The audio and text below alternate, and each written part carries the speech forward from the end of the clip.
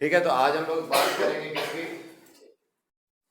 बात नहीं करेंगे quantum mechanical model of atom है। क्या कहता है बताओ क्वांटम मैकेनिकल मॉडल। देखो पहले क्या आया था हमारा, बताओ। रदरफोर्ड वगैरह आए थे, है ना, बोर आया वगैरह, थॉमसन उससे पहले वगैरह आए थे कि नहीं। सो अभी क्वांटम मैकेनिकल मॉडल की अगर हम बात करें, सो ये क्यों आया था पहले ये बताओ। बोर मॉडल क्या एक्सप्लेन कर रहा था, पार्टिकल नेचर। और हाइजेनबर्ग वगैरह ने चैलेंज किया, बोला नहीं भाई तुमने वेव और पार्टिकल दोनों को इंक्लूड करना है।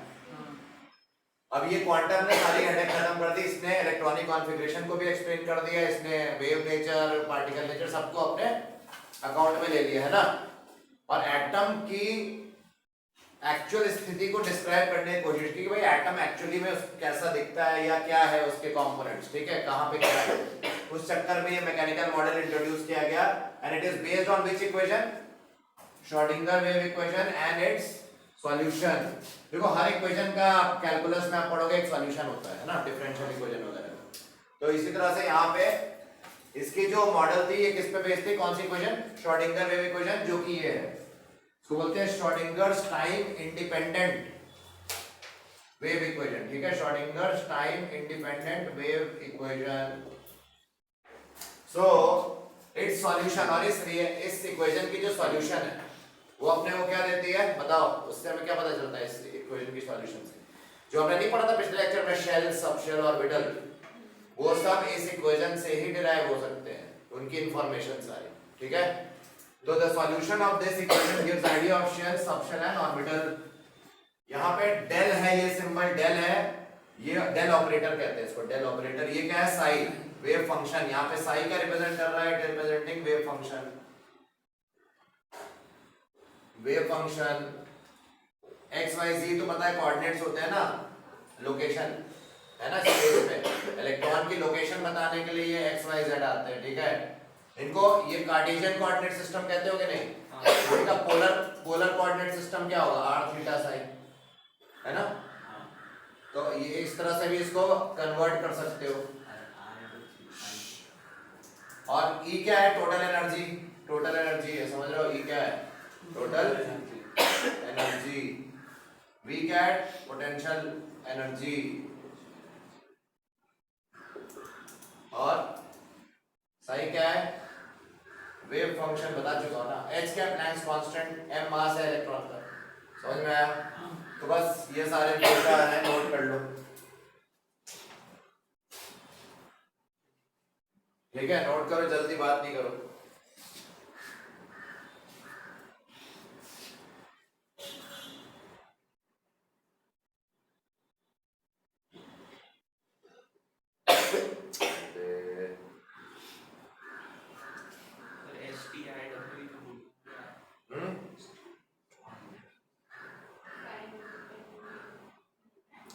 Schrödinger's time independent wave equation, ठीक है। नेक्स्ट करें आगे, वेव फंक्शन समझते हैं। वेव फंक्शन क्या होता है, it is a mathematical relation. हमारे यार तुम पीछे बैठ जाओ भाई, नहीं तो तबीयत खराब हो जाएगी। A mathematical function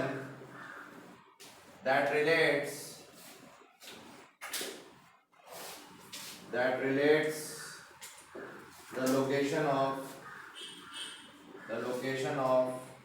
an electron at a given point in space,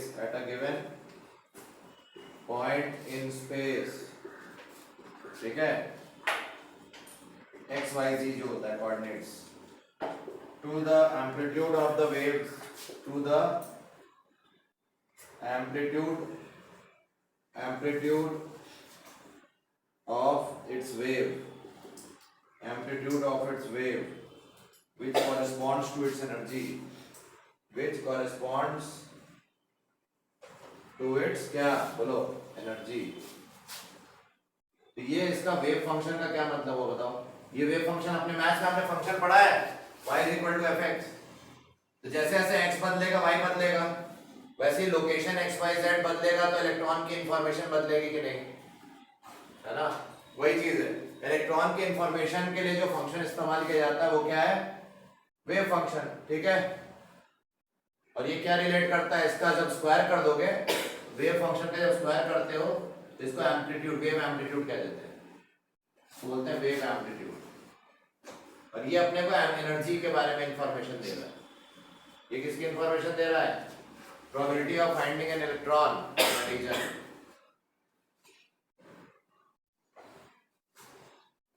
note करो।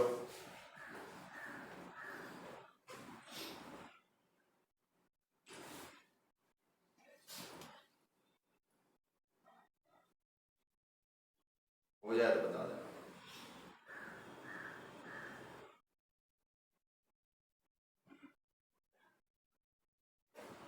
ठीक है, तो साई स्क्वायर क्या रिप्रेजेंट करता है, ये साई स्क्वायर। देखो साई जो होता है वेव फंक्शन होता है ना, it has no physical significance, has no physical significance, मतलब इसको इतना इंपॉर्टेंस नहीं दी जाती क्योंकि ये मैथमेटिकल फंक्शन है, सिर्फ इसका फिजिकली इंटरप्रेट करना मुश्किल है, इम्पॉसिबल है। कैसे करेंगे हम इंटरप्रेट, इसका स्क्वायर लेके, क्या है ना, इट हैज फिजिकल सिग्निफिकेंस, इसका स्क्वायर ले लोगे तो हाँ इलेक्ट्रॉन की एक्चुअल इंफॉर्मेशन तुमको देगा ये एनर्जी और वगैरह के बारे में, has physical significance. So what is the meaning of psi square, psi square क्या होता है, probability of finding, what it represents, ये क्वेश्चन आता है, what is psi square representing, it represents the probability, psi represents the location के बारे में या उसकी जो भी इंफॉर्मेशन है, psi square is the representing the probability, very important लिखना पड़ेगा, probability of finding an electron, of finding an electron in a region inside the atom.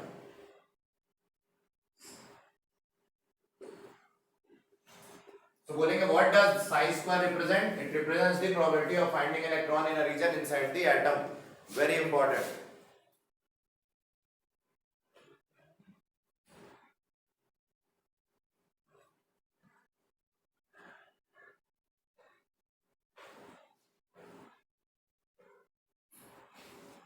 ये श्रोडिंगर वेव इक्वेशन समझ में आ गया।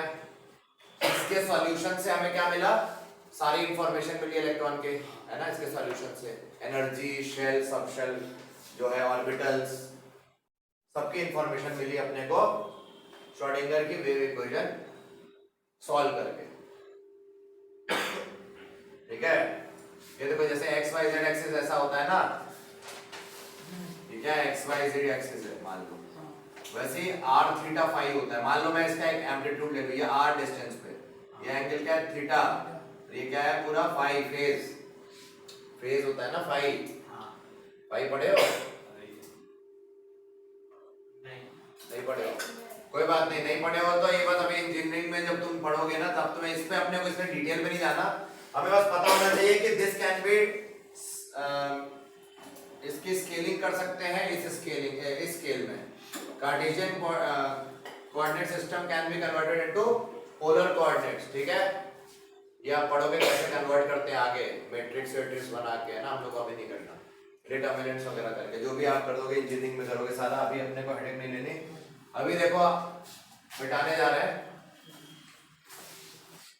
तो एक प्रॉब्लम थी इस वेव इक्वेशन, जो श्रोडिंगर वेव इक्वेशन, उसकी एक ड्रॉबैक था, क्या था, it is not applicable strictly for multi electron system. ठीक है, लिख लो that Schrodinger wave equation application of next point है, application of Schrodinger wave equation SW लिख दो टू मल्टी इलेक्ट्रॉन सिस्टम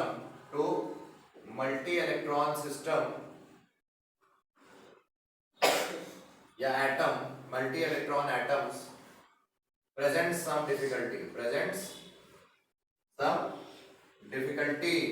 ठीक है, मुश्किल हो रहा था मल्टी इलेक्ट्रॉन एटम के लिए प्रिडिक्ट करना, मतलब उसकी इंफॉर्मेशन लेना। So it cannot be solved for, it cannot be,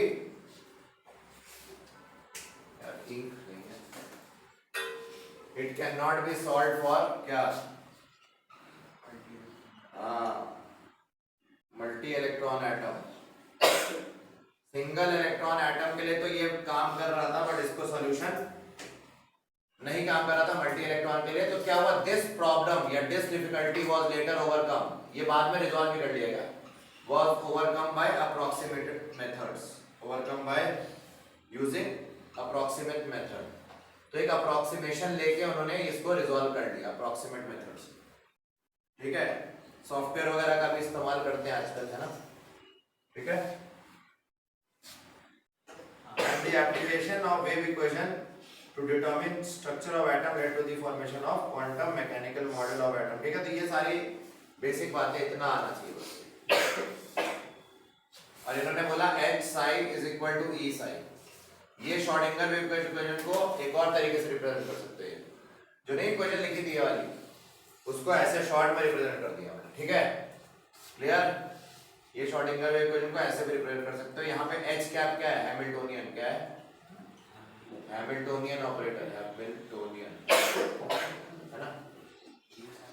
ठीक है, और वेव फंक्शन की जो सॉल्यूशन थी, भाई सॉल्यूशन क्या होगी वेव फंक्शन की, बताओ, बात क्यों कर रहे हो, सॉल्यूशन क्या है, साई 1 मान लो, कुछ ये सॉल्यूशंस है ना वेव फंक्शन के, साई 1 साई 2 साई 3 साई 4, ये क्या होंगे वेव फंक्शन के, क्या होंगे, इस इक्वेशन या ऐसे बोलो, इस इक्वेशन या इस इक्वेशन को सॉल्व करके क्या होगा, सॉल्व करके सॉल्यूशंस निकलेंगे ना इस वेव फंक्शन के, वो साई 1 साई 2 साई 3 कुछ मीनिंगफुल थे और कुछ मीनिंगलेस थे हमारे लिए। ठीक है, तो जो मीनिंगफुल थे उनको उठाया, उनका स्क्वायर किया तो फिजिकल सिग्निफिकेंस मिल गया। ठीक है, क्लियर।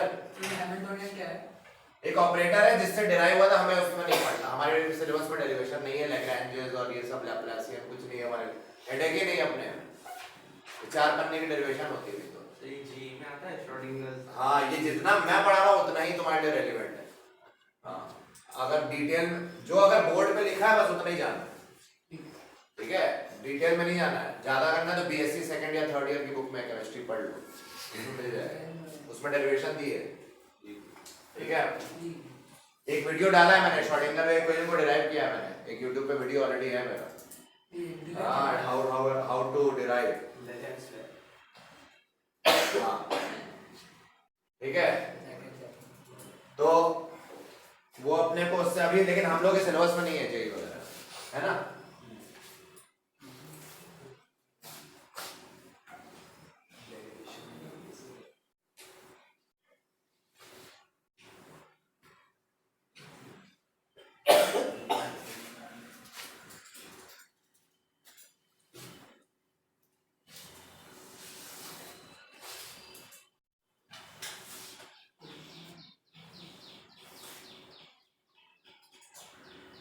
क्लियर, कोई डाउट नहीं। तो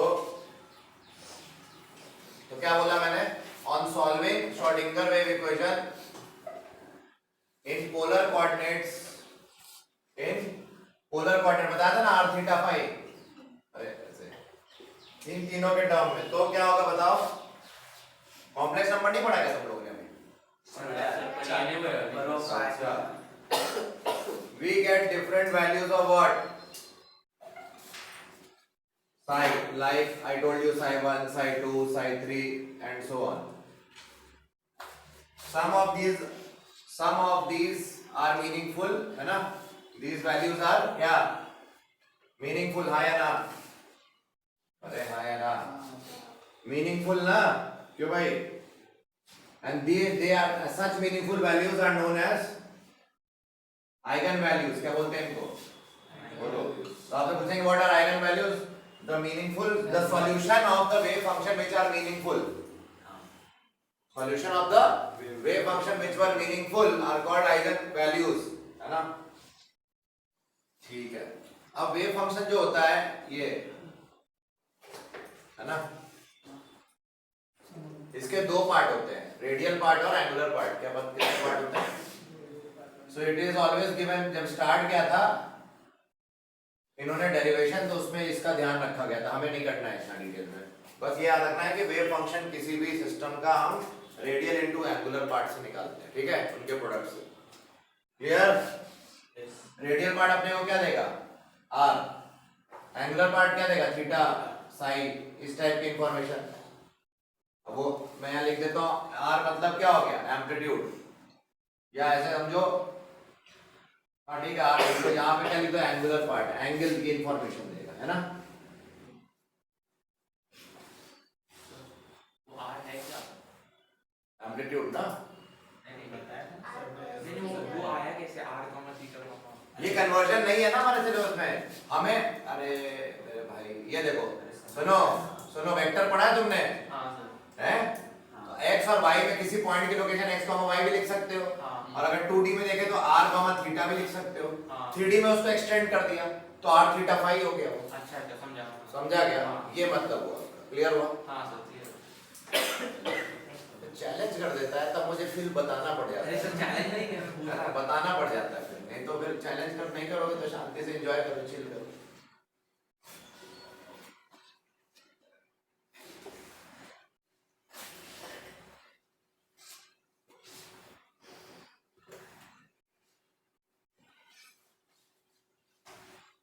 तो इलेक्ट्रॉन की पोजीशन हम कैसे दे सकते हैं, मान लो 2D में इलेक्ट्रॉन की पोजीशन, मान लो इलेक्ट्रॉन यहाँ है तो यहाँ हम कैसे देते थे x, y। अब 2D में एक और तरीका है इसको बोलने का, पोलर के टर्म में r, थीटा में भाई r घूमता रहेगा ना, रोटेटिंग वेक्टर है, तो इसको हम इस पॉइंट को r, थीटा भी कह सकते थे, है ना। x y corresponds to r theta. अब इस z इधर लगाओगे तो इधर भी 2 phi psi लगाना पड़ेगा। ये 2D में इमेजिन करना इजी होता है, पर ये 3D मॉडल है, याद रखना, it is not a 2D model, it is a 3 dimensional model. Clear. और याद रखना, अगर हम s ऑर्बिटल की जब बात करेंगे आगे, है ना, s ऑर्बिटल, तो ओनली रेडियल पार्ट आएगा वेव फंक्शन में। क्या आएगा? ओनली एंगुलर पार्ट गायब हो जाएगा, रेडियल पार्ट आएगा। एंगुलर नहीं एग्जिस्ट करता है s ऑर्बिटल में, एंगुलर पार्ट। अभी तुमको बाद में क्लियर होगा ये क्या मतलब है इनका, इनका मतलब तुम्हें बाद में समझ में आएगा, अभी बता देंगे। NLM जब मैं अभी श्रोडिंगर वेव इक्वेशन से जब क्वांटम नंबर पढ़ाऊंगा ना, क्वांटम नंबर क्या होते हैं, n l और क्या m, तो कहीं ऐसे लिखा है साई 100, इसका क्या मतलब, n की वैल्यू 1, l की वैल्यू 0, ml की वैल्यू 0। ठीक है, कितने क्वांटम नंबर डिराइव किए गए श्रोडिंगर वेव इक्वेशन से? 3। ये 3 quantum number derive from Schrodinger wave equation जो हमने बताई, ये क्वांटम नंबर्स बोलते हैं इनको। तो जब ये क्वांटम नंबर समझ जाओगे तब तुमको समझ में आ जाएगा कि रेडियल पार्ट ही होता है, क्योंकि भाई अभी हम इसको पढ़ाया नहीं है, मैं तुम्हें बता रहा हूँ कि अगर साई 100 लिखा है तो इसका क्या मतलब, पहली वैल्यू क्या बता रही है, n के बारे में, दूसरी वैल्यू l, तीसरी वैल्यू ml। क्लियर। और तुम बोल रहे हो s के लिए क्यों, क्या हो गया, 100।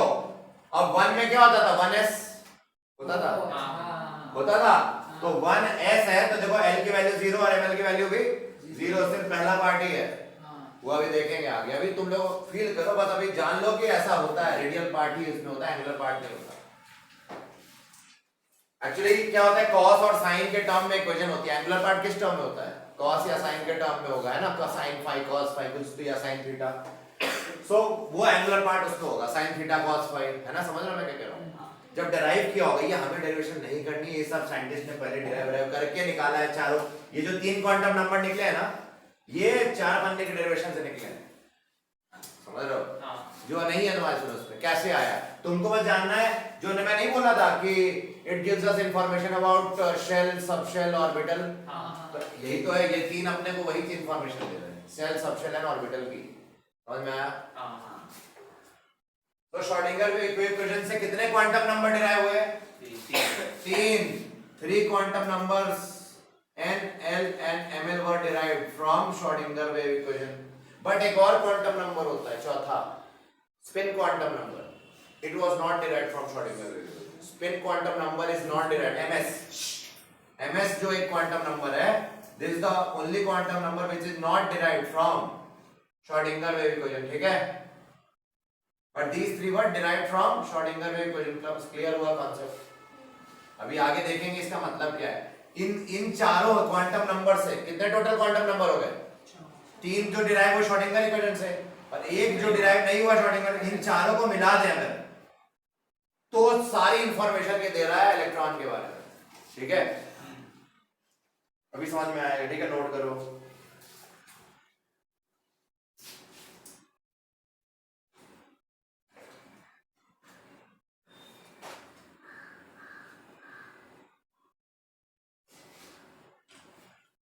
कभी मैं ml0 लिखूं, ये देखो ये वाला पार्ट जब भी 0 होता है ना तो ये हमेशा z के कंपोनेंट को कॉरेस्पॉन्ड करता है। क्या x y z में z के कंपोनेंट को करता है, ठीक है। मतलब जैसे p x p y p z 3 है ना, और कहीं लिखा है ml0, तो बताओ ये किस कंपोनेंट को 0 है ना। उसी तरह dz² लिखा है तो ये d वालों में dz² को कॉरेस्पॉन्ड करेगा, ml की वैल्यू p वालों में pz को कॉरेस्पॉन्ड करेगा, ml की वैल्यू d वालों में dz² को कॉरेस्पॉन्ड करेगा। मतलब z कंपोनेंट को ये कॉरेस्पॉन्ड करता है, ml की वैल्यू 0, ठीक है।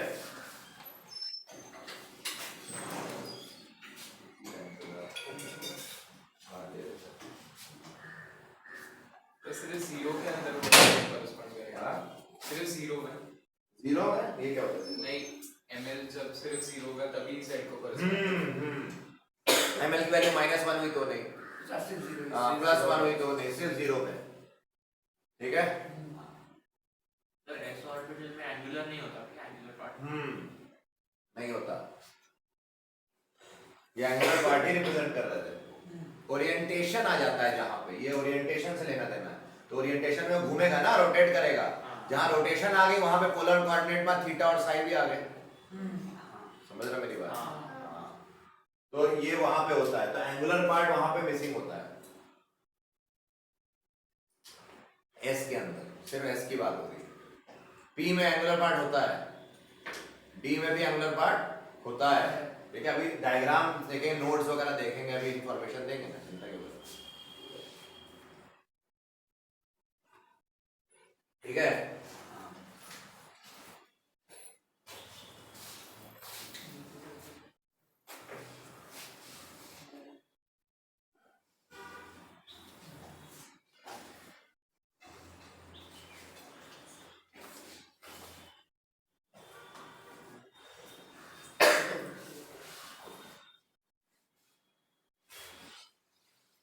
फील आ गया क्या?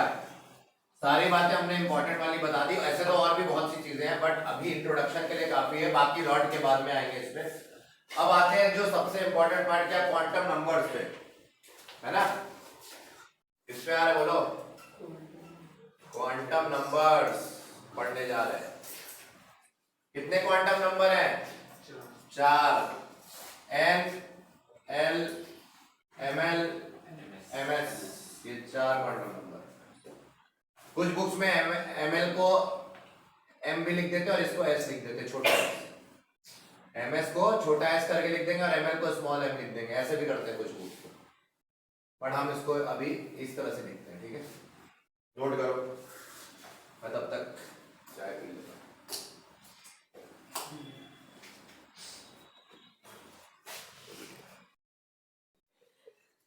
ठीक है, क्वांटम नंबर देखो, पहला क्वांटम नंबर क्या है, बोलो, n क्या बताता है, देखते हैं। n is the called principal quantum number, इसको बोलते हैं प्रिंसिपल क्वांटम नंबर। ये अपने को इंफॉर्मेशन किसकी किसकी देता है? शेल, ऑर्बिट या एनर्जी लेवल बोलते हो, है ना, क्यों? और बचपन में पढ़ा था आपने, ये अपने को बताता है 2n² अगर हम कर दें, n की वैल्यू स्क्वायर करके डबल कर दें तो ये बताता है maximum electron in a shell, आया ना। एनर्जी लेवल क्यों? क्योंकि ये n की वजह से En की वैल्यूज वगैरह पता नहीं चलती, रेडियस ऑफ हमने बताया था, वो तो खैर बोर मॉडल में पता चलती थी, यहाँ पे n मतलब वही चीज है बट अलग तरीके से प्रेजेंट हो रहा है यहाँ पे, ठीक है। 2n²। अच्छा, अगर मैं n² कर दूं तो n² क्या बताएगा? Number of orbitals in a subshell, आया ना। देखो पता नहीं मुझे, देखो n की वैल्यू 1 रखते हैं, नहीं सबशेल नहीं, शेल होना चाहिए, देखते हैं। n की वैल्यू 2 रखो, n की वैल्यू 3 रखो, मुझे पता नहीं है, मैं ट्राई कर रहा हूँ। n की वैल्यू 1² है, 2² कितना होता है? 4। इन अ सबशेल नहीं बोलेंगे, इन अ शेल बोलेंगे, क्या बोलेंगे? इन अ, भाई ऑर्बिटल मतलब क्या हो, डिब्बे, तो n = 1 में कितने डिब्बे होते थे? एक। अबे 1² 4 थोड़ी ना होता, 1 होता है। 1² किया तुमने तो 1² 1 आया, मतलब एक डिब्बा ना, यानी कि n = 1 में कितने ऑर्बिटल है? एक। n = 2 किया, क्या आया? 4। 4 मतलब एक s का और 3 p के ना। 3 किया, 9 आया। 3 का स्क्वायर कितना है? 9। 9 मतलब एक s का, 3 p के और 5 d के, समझ यानी कि n स्क्वायर क्या दे रहा है, नंबर ऑफ डिब्बा इन अ शेल, मतलब number of orbitals in a shell, ठीक है। अरे हाँ या ना बोलो, नोट करो। n की वैल्यू इस तरह से अपने को हेल्प करती है, बात नहीं करो।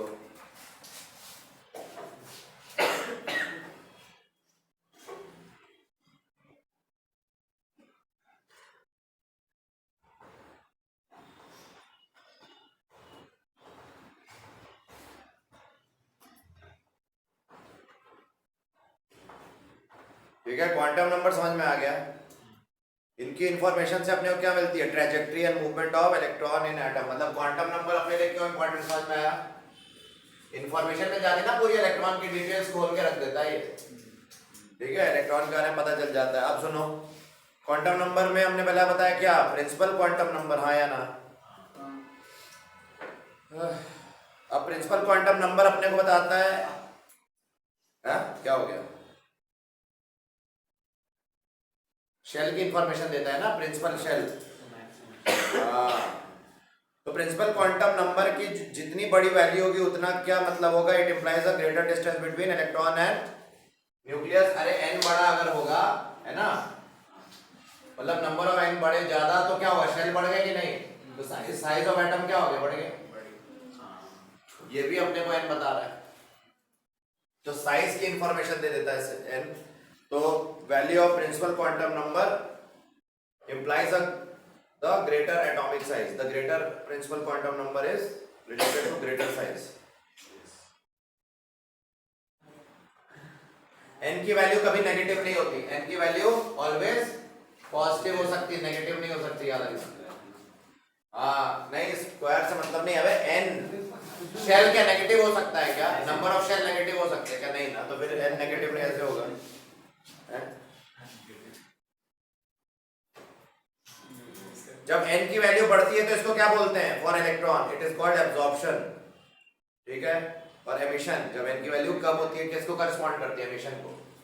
अरे हाँ या ना, लोअर से हायर जा रहा है तो एब्जॉर्ब करके जाओगे ना, तो n की वैल्यू लो से हाई जाती है, एब्जॉर्ब हो रही है एनर्जी।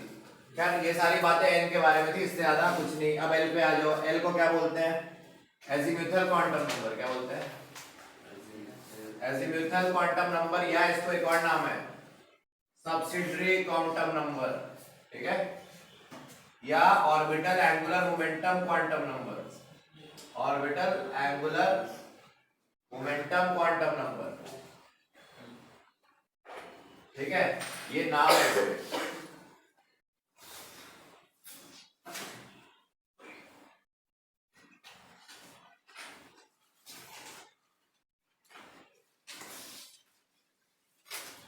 ठीक है, तो एल अपने को कौन कौन सी इंफॉर्मेशन देता है, describe shape of a orbital, shape of क्या, सबशेल, या ऑर्बिटल शेप उसकी देता है, ठीक है, मतलब कौन से टाइप का सबशेल है ना, टाइप ऑफ सबशेल की इंफॉर्मेशन दे रहा है, टाइप ऑफ सबशेल। और क्या दे रहा है बताओ, एल की वैल्यू बराबर होती है एंगुलर नोड के, angular node, number of angular nodes is equal to, या रेडियल एंगुलर नोड या nodal plane is equal to क्या, एल। एल की वैल्यू बताती है नंबर ऑफ एंगुलर नोड या नोडल प्लेन, ये हम बाद में पढ़ेंगे नोड्स में, ठीक है, अभी लिख के रखो, जब नोट्स पढ़ाएंगे तब बताएंगे एल की वैल्यू अपने को क्या देती है इंफॉर्मेशन, क्लियर।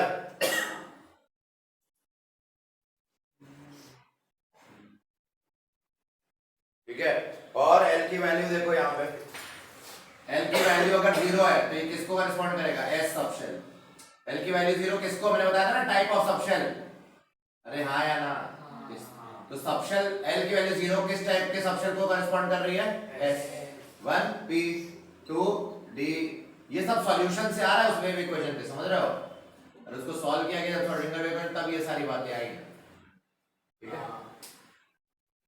और एल क्या बताता है अपने को, एल बताएगा अपने आपको, इसकी रेंज क्या होती है, रेंज ऑफ एल, अगर बताओ रेंज ऑफ एल तो कहां से कहां तक होती है, 0 to n-1, 0 to रट लेना, ये बहुत इंपॉर्टेंट है, क्वेश्चन आते हैं जो range of L is 0 to n-1। और क्या बताता है एल अपने को, देखते हैं। अच्छा पहले लिख लो यहाँ लिख लिए ये साइड लिख लिए लेफ्ट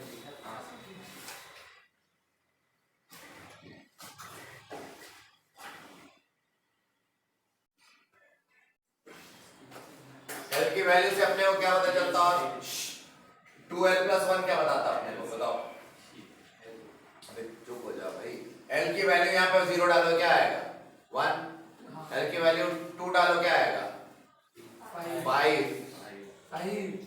एल की वैल्यू 1 डालो 3 तो क्या 1 3 5 ऐसा कुछ आ रहा है ना और एल की वैल्यू 3 डालोगे तो 7 ये क्या होते थे ऑर्बिटल्स होते थे सबशेल के अंदर so number of orbital in a particular subshell number of orbitals in a particular in a given subshell मान लो अब वो गिवन होगा मान लो बोले कि s सबशेल मान लो क्या बोले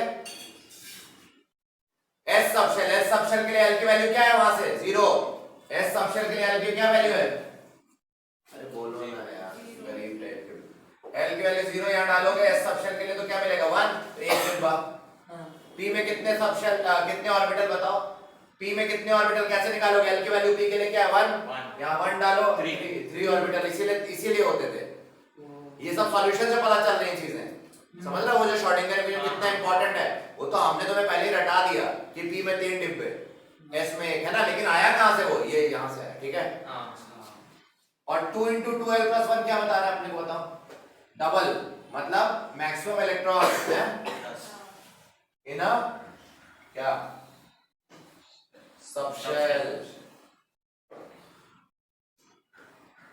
कैसे देखो l की वैल्यू 0 डालो क्या मिलेगा 2 तो मिलेगा टोटल तो वो एक s में कितने आते हैं 2 तो l की वैल्यू 0 मतलब s ऑर्बिटल s सबशेल तो उसमें 2 ही आ सकते हैं इलेक्ट्रॉन p में कितने आ सकते हैं p की वैल्यू l की वैल्यू 1 डालो कितने आ गए 6 है ना ऐसे तो मैक्सिमम इलेक्ट्रॉन कितने आ सकते हैं उस सबशेल में वो इंफॉर्मेशन दे रहा है क्लियर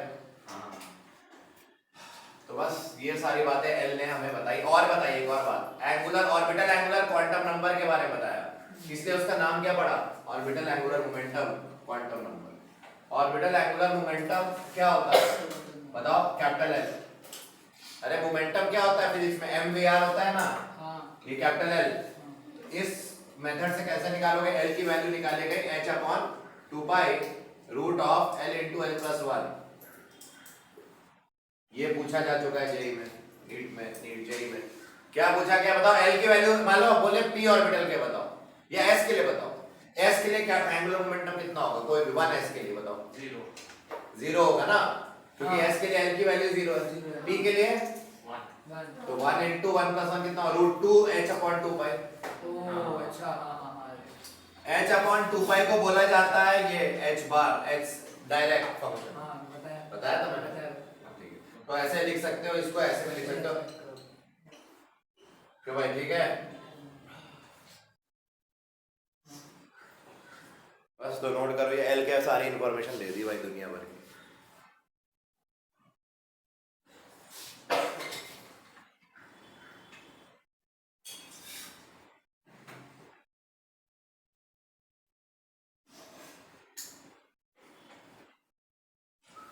तो बताओ अगर L की वैल्यू कितनी मैक्सिमम जा रही है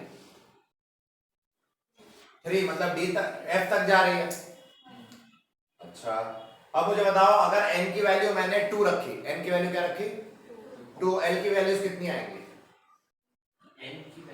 N की वैल्यू 2 रखी मान लो मैंने एग्जांपल दे रहा हूं सुनो मेरी बात N की वैल्यू मैंने 2 रखी तो बताओ L की क्या वैल्यूज आएंगी अरे 0 और 1 आएगी ना रेंज क्या होती है L की 0 to n - 1 तो n की वैल्यू वहां 2 रखो तुम्हें दो वैल्यूज मिलेंगी L की वैल्यू 0 किसके बारे में बताती थी और p L की वैल्यू 1 इसीलिए 2 में 2s 2p होते हैं 2d नहीं हो सकता समझ में आया अब रिलेट कर पा रहे हो इसलिए रीजन यहाँ सारे मिल रहे इसलिए श्रोडिंगर इक्वेशन इंपॉर्टेंट थी क्योंकि उससे क्वांटम नंबर डिराइव हुए जो कि सारी इंफॉर्मेशन दे रहे हैं ना कैसे इलेक्ट्रॉन फिल करना क्या करना सारी नोट करो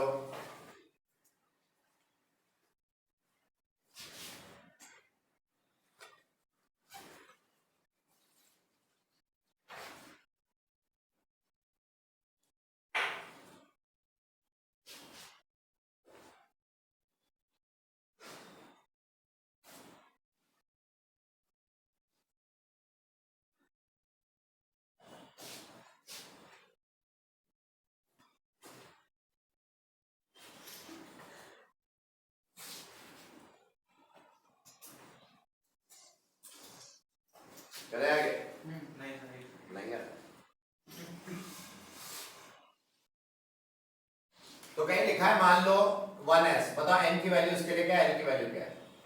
जो फर्स्ट नंबर होता है बताता है n के बारे में, कितना n की वैल्यू 1, s मतलब l की वैल्यू 0। कहीं लिखा है 2s, बताओ n की वैल्यू 2, l की वैल्यू 0। बताओ कहीं लिखा है 2p, n की वैल्यू 0। समझ रहे हो? ये मतलब 3s लिखा है कहीं, क्या बताएंगे? n की वैल्यू 3, l की value 0, s and so on.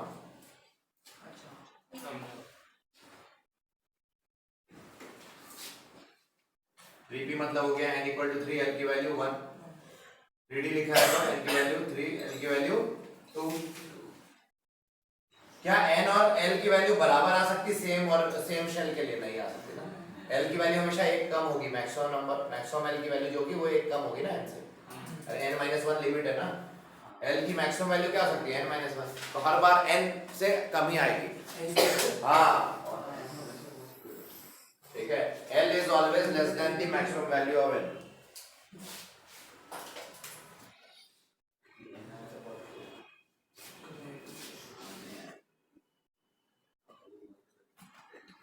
ठीक है, करें आगे, बेटा दे। तो ये कौन सा क्वांटम नंबर हो गया? हाँ नेक्स्ट दो लेक्चर बाद ये चैप्टर खत्म हो सकता है, अगर तुम कोऑपरेट करो, 2 या 3 दो लेक्चर में हो सकता है, ठीक है?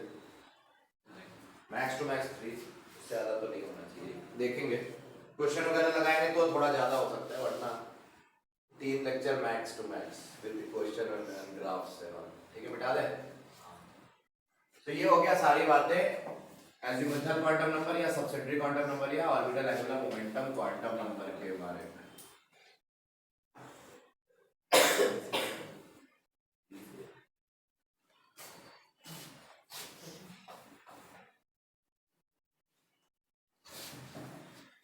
नेक्स्ट कौन सा है?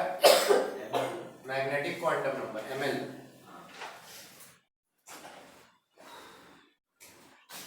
ml पढ़ेंगे, next quantum number is ml, that is magnetic quantum number, ठीक है? लिख लो मैग्नेटिक क्वांटम नंबर। अब ये क्या बताता है? ये बताता है total number of orbitals in a subshell के बारे में बताता है, इन अ सबशेल। और क्या बताता है अपने को? इसकी वैल्यू ml की वैल्यू एक बताते हो, और orientation of orbitals, orientation of orbital मतलब px है कि py है या pz है ना, किस एक्सिस के अलावा है, क्यों? ओरिएंटेशन ऑफ ऑर्बिटल ये हमें एक एक स्पेसिफिक डिब्बे की इंफॉर्मेशन दे रहा है, ठीक है? The number yields the projection of the angular momentum corresponding to orbital, ठीक है? क्लियर? करें आगे। तो अपने को देखो ml की वैल्यू क्या होती है, सुनो मेरी बात, range of ml, range of ml क्या होता है बताओ? -L2 + L, क्या बोला? -L2 + L, ये रेंज होती है ml की। अब सुनो, बताओ number of orbital in a subshell, देख के बताओ, मैंने अभी बताया number of orbital in subshell का फॉर्मूला क्या था? एक सबशेल में कितने number of orbital in a subshell, किधर देखा था इससे पहले? 2l + 1, यानी कि ml की जो वैल्यू है, ये भी तो वही बता रही है number of orbital in a subshell, तो ml की वैल्यू आल्सो कॉरेस्पॉन्ड्स टू 2l + 1 है ना, ठीक है? ये याद रखना।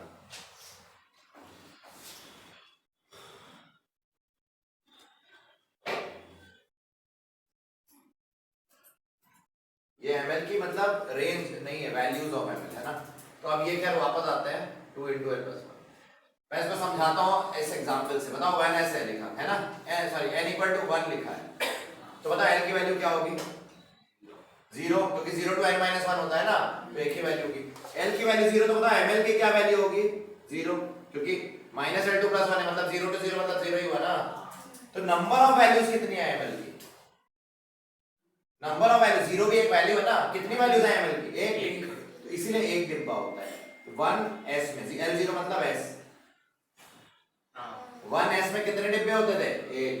ये ml बता रहा है कि कितने डिब्बे होंगे, भाई number of orbital in a subshell, 1s subshell में कितने ऑर्बिटल, ये ml बता रहा है। Number of values of ml है ना, gives the equal to number of values of क्या ml, that is nothing but 2l + 1, हाँ या ना, ये तो था तो यहाँ लिखा है।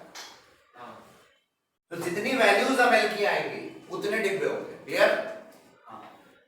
ये नोट करो, बहुत शानदार चीज। तो इसीलिए 1 में 1 ऐसी हो सकता, 2 डिब्बे नहीं हो सकते, 3 डिब्बे नहीं हो सकते, क्योंकि ml क्या है, ml दे बताएगा कितने डिब्बे होंगे और उनका नाम क्या होगा, मतलब उनमें pz होगा, px होगा, py होगा। ओरिएंटेशन, ओरिएंटेशन मतलब एंगुलर बातें करेगा ये, मतलब x या y या z किधर वो ओरिएंटेड है, या xy में ओरिएंटेड है ना, d ऑर्बिटल है तो yz में है या xz में है या x² - y² में है या z² में, बताया था ना ये सारा। तो बताओ अगर l की वैल्यू 2 है, बताओ l की क्या क्या वैल्यू होगी, l की वैल्यू क्या हो सकती है, l की वैल्यू 2 के लिए 0 और 1। अब मैं दो अलग अलग करके लिख रहा हूं, l की वैल्यू 0 मतलब ml की कितनी वैल्यू 0, और l की वैल्यू 1 के लिए ml की कितनी वैल्यू 3, -1 0 + 1, भाई -l to +l है ना रेंज। तो बताओ यहाँ पे कितने डिब्बे आए ml के, और यहाँ पे 3 है ना। अब सुनो, इसीलिए 2 l0 मतलब क्या होता था s, तो 2s में कितने डिब्बे, और l1 मतलब 3, 2p में कितने डिब्बे 3, है ना, समझ में आया। अच्छा बताओ कौन सी pz है, ml की वैल्यू जब 0 हो जाती थी वही pz को कॉरेस्पॉन्ड करती, z के लिए कौन सी कॉरेस्पॉन्डेंट थी ml की वैल्यू 0, बताया था पहले। तो ये वाली जो अगर हम माने तो आप बोल सकते हैं pz रही होगी, समझ रहे हो, 0 है ना, 0 जिसके लिए भी हो, मतलब वो कुछ भी हो तो 0 है, समझ में आ गया क्यों ये इतनी वैल्यू। अब बताओ n की वैल्यू 3 के लिए, बताओ n की वैल्यू 3 है तो बताओ l की कितनी वैल्यू 0 1 एंड 2। अब सुनो l0 मतलब क्या हुआ 3s हुआ कि नहीं है, l1 मतलब 3p, l2 मतलब 3d। तो बताओ ml की यहाँ क्या वैल्यू आई 0, ml की यहाँ क्या है -1 0 + 1, क्योंकि l की वैल्यू 1 है ना, और l की वैल्यू 2 मतलब ml की कितनी वैल्यूज आएंगी 5, इसीलिए 5 डिब्बे होते हैं 3d में, हाँ या ना, और यहाँ पे 3 डिब्बे होते हैं और यहाँ 1 डिब्बे होते हैं, और 0 वाला जो है वो dz² हो गया 3dz², ठीक है, क्लियर हुआ कॉन्सेप्ट। तो ये फंडा है, इस तरह से इन्होंने क्वांटम नंबर की इंफॉर्मेशन, इलेक्ट्रॉन की इंफॉर्मेशन देने लगा ना, कैसे भरेंगे, किधर रहेंगे, सारी बातें बता रहे हैं कौन, क्वांटम मैकेनिकल मॉडल का श्रोडिंगर वेव इक्वेशन के अंदर क्वांटम नंबर्स, ठीक है, नोट कर लो।